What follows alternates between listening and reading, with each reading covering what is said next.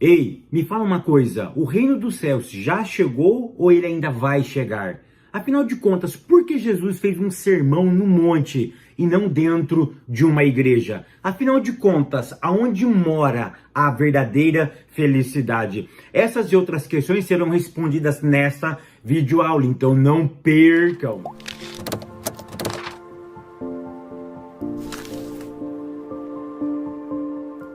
A paz, queridos, que bom estarmos aqui novamente no nosso programa semanal da Escola Bíblica Dominical e hoje para darmos o início do segundo trimestre de 2022, que tem como título Os Valores do Reino de Deus. Para quem não me conhece, eu sou o pastor Fábio Segantin. Se você é novo por aqui, não perca essa oportunidade, porque aqui do lado tem um botãozinho vermelho, clica nele e se inscreva, porque toda semana tem um vídeo novo aqui. Se você for um inscrito, tudo aquilo que eu postar aqui, o YouTube vai lhe avisar. E não esqueça também de curtir esse vídeo, de deixar o seu comentário, de compartilhar, porque isso é muito importante. Você sabia que cada vez que você curte esse vídeo, o YouTube mostra para 10, 15, 20, 100 pessoas a mais? Então curta ele, porque isso é muito importante para nós. Hoje nós estamos começando um novo trimestre, então vai ser 13 videoaulas, onde nós vamos falar sobre o reino de Deus. Nós vamos focar justamente nos valores do reino de Deus. E a lição de número 1 é justamente sobre o início desse reino. A lição de número 1 tem como título o Sermão do Monte, o caráter do reino de Deus. E nós vamos começar lá em Mateus, capítulo 5, do verso 1 até o verso de número 12. Hoje nós vamos focar então por que Jesus falou sobre o Sermão do Monte. Quanto tempo durou o Sermão do Monte? Por que ele fez aquele sermão no monte? Por que ele não entrou dentro de uma sinagoga? Por que ele fez justamente dentro de um monte? Afinal de contas, o reino de Deus já chegou ou ele ainda vai chegar? E a felicidade, aonde ela está? Aonde ela mora? É isso que nós vamos observar nessa videoaula aqui. Tópico primeiro, a estrutura do Sermão do Monte. Ponto 1. Por que Sermão do Monte? Presta atenção, para eu entender por que Cristo foi no monte fazer esse sermão, eu tenho que entender algumas coisas. Primeiro, Mateus, ele é um judeu. E ele escreve para quem? Para romanos? Não, ele escreve para judeus. Então, na perspectiva dele, ele vai fazer de tudo para fazer um link. A vida de Cristo com a vida judaica. E aí eu preciso ir para onde? Ir para Deuteronômio, capítulo 11 e o verso de número 29. Olha o que diz o capítulo 11 e o verso de número 29. Deuteronômio 11, verso 29 diz assim: E será que quando o Senhor, teu Deus, te introduzir na terra, grava essa palavra, te introduzir na terra, ou seja, o povo vai entrar na terra. Quando Deus introduzir o povo vai entrar na terra, a qual vocês terão.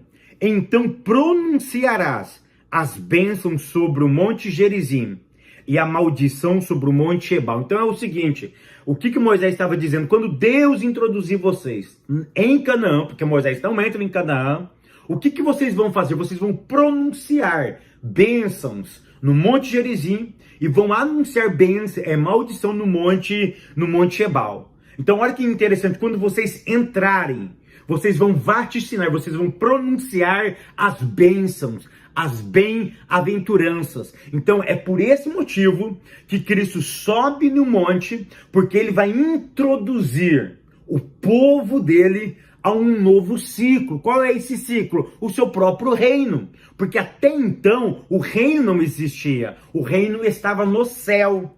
Mateus 6, verso 9, ele vai dizer isso. Ele chama o reino para essa terra. É por isso que ele diz: Pai, que a tua vontade aconteça aqui como acontece no céu. Porque teu é o reino. Ou seja, Cristo está implementando o reino. E ele agora vai ter súditos nesse reino. Então todo súdito, quando ele entrar no reino, ele precisa ter essa instrução. Porque o reino não é um lugar de tristeza. O reino não é um lugar de depressão. O reino não é um lugar pacato. O reino é um lugar de paz, de amor e de felicidade. É por isso que as bem-aventuranças enumeradas 9 características, justamente por esse fato. Por isso que chama bem-aventuranças, ou seja, felicidade. É quem pratica aquele tipo de coisa. Então, por que Jesus vai no monte? Porque ele está introduzindo o reino dele aqui nessa terra. E as pessoas vão ser introduzidas no reino. Então, para que você vá no reino, precisa ter essa instrução. Ponto 2, a estrutura do sermão. Olha que interessante. Então, o reino vai ser implantado. E o que Mateus faz? Mateus, ele é judeu. Então, Mateus precisa mostrar para os judeus que esse personagem que ele vai apresentar, que esse reino que está chegando, ele é um reino que as profecias já se cumpriram. E que a chegada desse personagem, Jesus, é o cumprimento de profecias passadas. E ele enumera do capítulo 1 até o capítulo 4 do Evangelho de Mateus, tá? No seu próprio evangelho, do capítulo 1 até o capítulo 4, ele enumera 7 profecias que corroboram a chegada desse reino, porque a chegada do reino é como a chegada de Cristo. Então, olha, em Mateus capítulo 1, verso 23, ele fala sobre a profecia do Emanuel. Em Mateus capítulo 2, verso 6, ele fala sobre a profecia de que o Messias nasceria em Belém. Em Mateus capítulo 2 e no verso de número 15, ele fala que o Messias, ele moraria e ele seria chamado do Egito. Na verdade, se você for estudar teologia profunda, não existe uma profecia que fala que Cristo moraria no Egito. Não existe. Fabio, mas lá em Oséias está escrito, porque é essa menção que Mateus nos dá. Na verdade, lá em Oséias não está falando sobre o Messias. Está falando sobre o povo de Israel. Aí Mateus, por ser judeu, presta atenção, ele faz uma midrash, ok? Ele faz uma midrash. Aí tem que entender de cultura judaica, ele faz uma midrash. O que é uma midrash? De forma simples, é uma interpretação de um texto bíblico do Antigo Testamento que ele ajusta na realidade do povo judaico. Então Mateus entendeu, ele fez uma midrashim, ele entendeu que aquela história narrada, contada por Oséias, no capítulo 11, que é um capítulo fantástico, impactante sobre o amor de Deus para com Israel, mesmo Israel lá no Egito, Deus pega Israel para si, ele entende que esse Messias, ele representa quem? O povo de Israel. É essa que é a ideia que ele traz. E aí ele pega o Messias e ele traz o Messias. Ele traz essa história do povo de Israel lá na terra do Egito e ele faz uma conexão com o Messias. Aí no capítulo 2 e no verso 18 ainda de Mateus, ele vai falar sobre aquele genocídio, aquela profecia sobre o choro de Raquel. Porque quando Herodes descobre que o menino não está mais em Belém, em Israel, ele manda matar todas as crianças de 2 anos para baixo. Ele manda matar todas as crianças. Aí nós temos a profecia do capítulo 2, o verso número 23, que ele seria chamado Nazareno. Aqui é uma outra dificuldade, porque nenhuma profecia bíblica fala que o Messias seria chamado Nazareno. Aí existem várias interpretações, aí é um estudo à parte, tá? Mas uma coisa que você precisa entender, tudo que Mateus fez foi inspirado pelo Espírito e tem verdade bíblica. Ou seja, não existe uma profecia explícita, clara, que diz o seguinte: o Messias será chamado Nazareno. Mas na Midrash judaica ele fez associação, ele fez link, ele conectou algumas expressões judaicas para esse menino, para o Cristo. E ele foi fazendo as suas conexões, inspirada pelo Espírito Santo de Deus. Aí Mateus no capítulo 3, e no verso de número 3, ele vai falar sobre João, o Batista, aquela voz que clama no deserto. Ou seja, ele vai mostrando links do Antigo Testamento que estão se conectando agora, nessa realidade, naquele tempo. E aí ele fecha o capítulo 4 do verso 1 até o verso de número 16, onde ele vai mostrar sobre que Cristo, para implantar o seu reino, que o reino está chegando, ele começa a selecionar pessoas para entrar dentro do seu reino. Ou seja, pessoas que ele vai instruir, porque o seu reino está chegando. Ou seja, ele vai montar uma escola, ele vai montar um grupo de pessoas que vai levar a mensagem do seu reino. Então, essa que é a ideia que Mateus está aqui introduzindo. Ponto de número 3. A quem se destina o Sermão do Monte? Presta atenção. A princípio, é só nós lermos Mateus, capítulo de número 5, verso 1. E Jesus, vendo a multidão, subiu a um monte e, assentando-se, aproximaram-se dele os seus discípulos. Querido, presta atenção. Essa frase ela é muito forte. E Jesus, vendo a multidão, subiu a um monte e, sentando-se. Essa daqui é uma visão judaica. É a visão quando o povo de Israel está prestes para entrar na terra prometida. Os judeus, quando leram isso, o que eles se lembraram? Olha, está chegando um novo tempo para nós. Do mesmo jeito que Canaã foi um novo tempo, o reino é um novo tempo. E esse reino, ele está chegado. Esse reino está entre nós. Então, para quem foi destinado o reino? No final do verso 1 diz, e aproximando-se dele os seus discípulos. Presta atenção, a princípio, essas bem-aventuranças passa pelos seus discípulos e vai para a multidão. Ou seja, a princípio passa pelos seus discípulos e chega até a multidão. Então, para quem foi destinado o Monte Sermão? O Monte Sermão é algo evolutivo. Ele passa pelos discípulos e depois ele chega à grande multidão. Por que os seus discípulos chegam perto dele? Presta atenção. O que está sendo implementado? O que está sendo chegado? O reino. E para ter um reino, precisa ter uma estrutura, precisa ter um rei, precisa ter leis, ordem e precisa ter servos, súditos.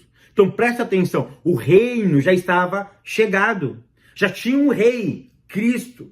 Agora ele está selecionando pessoas para estar nesse reino. E qual seria a sua lei? A sua palavra. Então não existe uma estrutura, não existe como um reino crescer se você não instruir pessoas que vão participar desse reino. Então por que os seus discípulos se aproximaram? Para ser instruído, para entrarem no reino. Aprenda essa. Para eu entrar em algo novo, eu preciso passar por uma instrução. Se eu não ser instruído, eu não consigo começar algo novo. Eu só começo algo novo se eu for instruído. Eu vou querer aprender a mexer com dinheiro, mas você sempre foi um quebrado. Nunca teve conhecimento com dinheiro. Pode te dar R$1 milhão.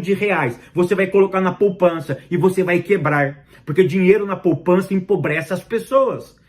Ou seja, eu não tenho conhecimento com dinheiro. Então eu não sei aonde aplicar. Eu vou abrir uma empresa, mas eu nunca tive um conhecimento empresarial. Você vai quebrar. É algo novo, empresa, para você? Você quebra. Ou seja, para eu entrar em algo novo, eu preciso conhecer, eu preciso aprender. Se você for dar aula de qualquer coisa sem ter domínio, você vai se dar mal. Por quê? Porque você não se preparou. Ou seja, para eu entrar em algo novo, eu preciso me preparar. É essa a ideia aqui do tópico 1º. Tópico 2º, as bem-aventuranças e o caráter dos filhos de Deus. O que são bem-aventuranças? Presta atenção. Quantas bem-aventuranças temos na Bíblia? Não são 8, são 9. É só você ver aqui, do verso 3 até o verso 11, são 9. Ó, bem-aventurado, bem-aventurado, bem-aventurado, bem-aventurado, bem-aventurado, bem-aventurado, bem-aventurado, bem-aventurado e bem-aventurado. Sabe por que tem 9? Porque tem 9 frutos, porque tem 9 características do fruto do Espírito.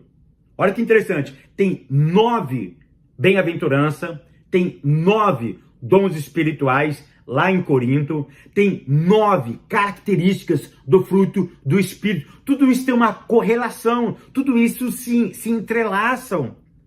Então, o reino, ele foi implementado. E Cristo agora vai falar sobre 9 características, 9 maneiras tá? 9 verdades para que eu preciso aprender, para que eu possa desfrutar desse reinado. Então, o que são as bem-aventuranças? A palavra bem-aventurados, na verdade, significa feliz. Então, eu poderia ler esse texto: feliz os pobres de espírito. Então, aqui ele traz o conceito de felicidade.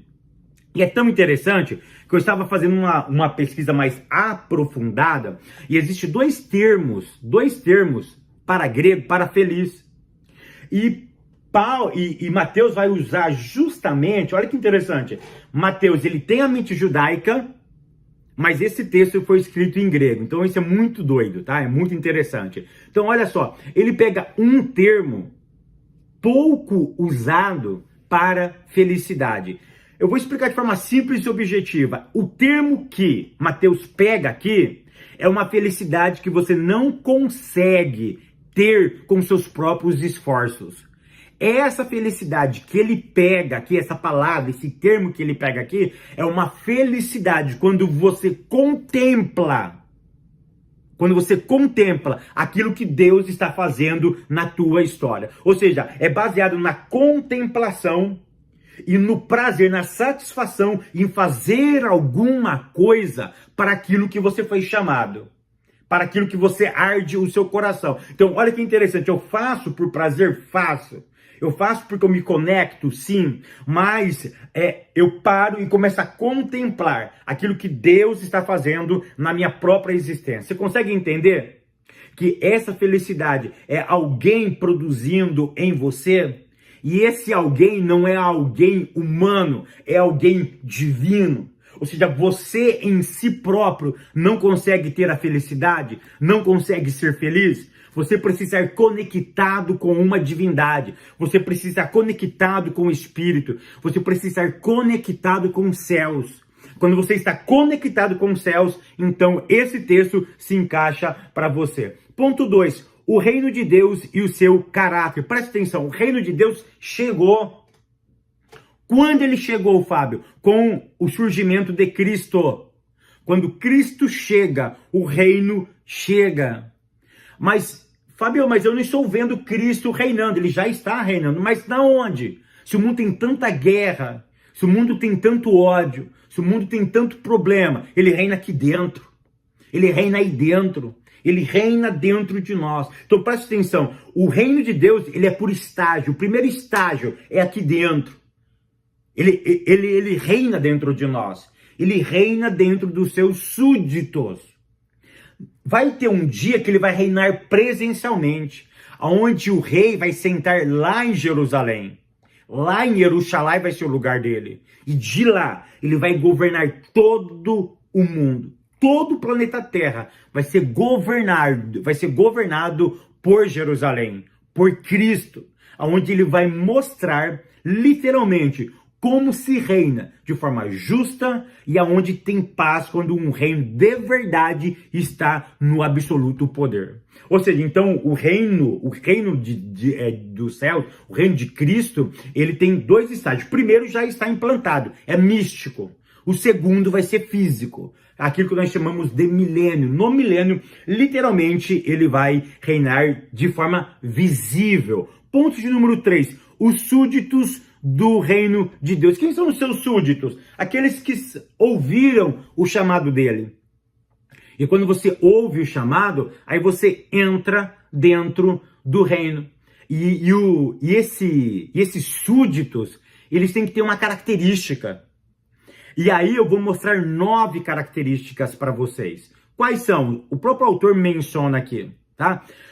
Quais são as características dele? Por exemplo, tem que ser uma pessoa quebrantada. O arrogante não serve para o reino. Ele tem que ser uma pessoa quebrantada. O choro volta à ideia de uma pessoa sensível, de uma pessoa que tenha sensibilidade pela causa alheia. Tem que ser uma pessoa mansa. Não podemos ter súditos bravos, súditos destemperamentados, que não têm um temperamento equilibrado, que ele perde ele perde muito rápido o desequilíbrio. Eu preciso estar focado. Eu preciso ser uma pessoa mansa. Eu preciso ter retidão. O que é retidão? Retidão é você fazer as coisas com justiça. É não ter dois pesos e duas medidas. Você trata uma pessoa de uma forma e a outra de uma outra forma. O que tem dinheiro, nossa, meu Deus do céu. O que não tem dinheiro, você não dá mínima para ele. Você só faz as coisas por interesse. Eu vou ajudar aquela pessoa porque aquela pessoa, mais para frente, ele pode me devolver algo em troca. Não, tá errado. A retidão, o reto, que faz com justiça, ele não faz pensando em receber. Ele não faz por dois pesos e por duas medidas. Uma outra característica das pessoas que estão no reino é a misericórdia. É ele pensar, eu vou usar essa expressão, é pensar com o coração. É agir com o coração. Ou seja, é quando ele faz uma associação, quando ele olha para o outro e a dor do outro entra em você. E é como se você estivesse vivendo a dor do próximo. É inaceitável pessoas que estão no reino e não ter essa sensibilidade. Não se importar com a dor alheia. É como uma parábola do bom samaritano. Os religiosos passaram. Os religiosos não deram a mínima para ele. Às vezes tem pessoas dentro da nossa própria comunidade e nós agimos como os religiosos, porque nós não percebemos, porque nós não perguntamos, porque nós não nos importamos com ele. Então é inadmissível um seguidor do reino, que está entrando no reino, ele não desenvolver a misericórdia, a pureza de coração. Quantas pessoas dentro que entraram no reino e ele levanta de manhã e ele pensa o seguinte: quem que eu vou furar o olho hoje? Quem eu vou passar a perna hoje? Ele levanta alguém pensando como que eu vou furar os olhos de alguém. É uma pessoa de coração má. É uma pessoa que não sabe perdoar. São pessoas que não têm a capacidade de perceber que estão numa rota errada e que ele só maquina o mal. O coração dele, a mente dele é 24 horas tentando prejudicar alguém. Uma outra característica de quem está no reino são os pacificadores. Chegam aquelas pessoas que gostam de uma briga. Dentro da igreja, o cara compra briga com todo mundo, com o pastor, com os líderes. Se ele é líder, ele compra briga com os outros líderes. Ele não pacifica. Ele não é um pacificador. Ele sempre vai colocar fogo na lenha. Ele sempre coloca lenha na fogueira, na verdade. Ou seja, o fogo está lá, está se apagando, ele coloca lenha. Ele sempre joga alguma coisa para que aquela fogueira cresça mais. Não, nós somos pacificadores. Uma outra característica do reino é você ser perseguido. Ou seja, alguém que está no reino e não é perseguido, alguma coisa está equivocada. Nós precisamos sofrer por causa do reino dos céus. O que acontece é o seguinte: eu já vi muitas pessoas dizerem que estão sendo perseguidas na igreja, na verdade, eles que estão fazendo motim. Eles que estão levantando contra pastor, contra a liderança. Aí a liderança toma uma atitude contra eles, aí eles, em nome da fé, dizem que estão sendo perseguidos por causa de Cristo. Pera aí, você está sendo perseguido por causa da sua idiotice. Você está sendo perseguido pela sua falta de sensibilidade. Não é por causa de Cristo. Você está sendo perseguido porque você levantou contra um sistema, talvez. Você está sendo perseguido porque você levantou contra uma liderança. Certa essa liderança. Tá? Talvez essa liderança está até certa. Você se levantou contra ela, aí você diz que está sendo perseguido. Pera aí. Então a Bíblia diz de forma muito categórica, lá no verso de número 11, olha que como ele termina: disserem todo mal contra vós por minha causa. Cristo deixa muito bem claro, é por minha causa, é pelos meus ensinamentos. Então os súditos precisam ter essa visão. Tópico terceiro, somos bem-aventurados. Ponto 1, a beatitude na vida dos salvos. O que é uma beatitude? A beatitude é um estado de permanência, de perfeita satisfação, quando você completa, ou quando você está visualizando o belo. Trocando em miúdos, o que é uma beatitude? É o estado perfeito quando você cumpre todas essas 9 características, você atingiu esse estado de beatitude. Porque vamos ser sinceros, eu não atingi esse estado de beatitude. É por isso que a Igreja Católica, quando vai canonizar alguém, aquela pessoa, eles chamam, ele atingiu um estado de beatificação. É um estado pleno e absoluto. Vamos ser sinceros. Será que nós conseguimos ser pobres de espírito plenamente? Será que nós choramos por aqueles que sofrem? Será que nós somos mansos? Será que realmente nós temos sede de justiça? Não é justiça política. A ideia não é essa, tá bom? Será que nós somos misericordiosos, limpos realmente de coração? Será que hoje não desceu uma maldade aqui no meu coração? Então, espera um pouquinho. Nós não estamos falando de perfeição. Nós estamos falando aqui de pessoas que estão comprometidas em tornar isso uma realidade. Uma hora ou outra a gente vai falhar, mas eu não posso permanecer no erro. Eu preciso levantar-me e pensar, eu preciso fazer diferente agora. Eu vou fazer diferente agora. Então, muito cuidado com essa palavra beatitude, porque a beatitude traz a ideia de estado permanente de algo perfeito. E essa não é a ideia. A ideia aqui não é de perfeição absoluta, mas é de construção contínua. Vou repetir, não é de estado perfeito absoluto, mas é de construção contínua. Eu sempre vou construindo algo novo. Ponto número 2, a prova de que Cristo é bem-aventurado. Querido, presta atenção. Como eu consigo a felicidade? Aonde a felicidade mora? A felicidade mora no dinheiro? Não. A felicidade mora na ambição? Não. A felicidade mora no poder? Não. Aonde mora a felicidade? Quando eu leio para as bem-aventuranças, a felicidade mora em cumprir os preceitos do reino. Quando eu cumpro os princípios do reino, eu passo a ser feliz. Então eu entendo algumas coisas, que felicidade não é ausência de guerra, felicidade não é ausência de problema, felicidade não é ausência do caos, mas felicidade é ter a consciência que você está cumprindo o seu propósito, e quando você cumpre o seu propósito, você está sendo feliz. Ou seja, é incapaz de você alcançar a felicidade e se você não estiver dentro do seu propósito. Então, se eu conheço o meu propósito e eu estou cumprindo o meu propósito, por causa do meu propósito, eu estou chorando às vezes, eu estou sofrendo às vezes, eu não fico no sofrimento.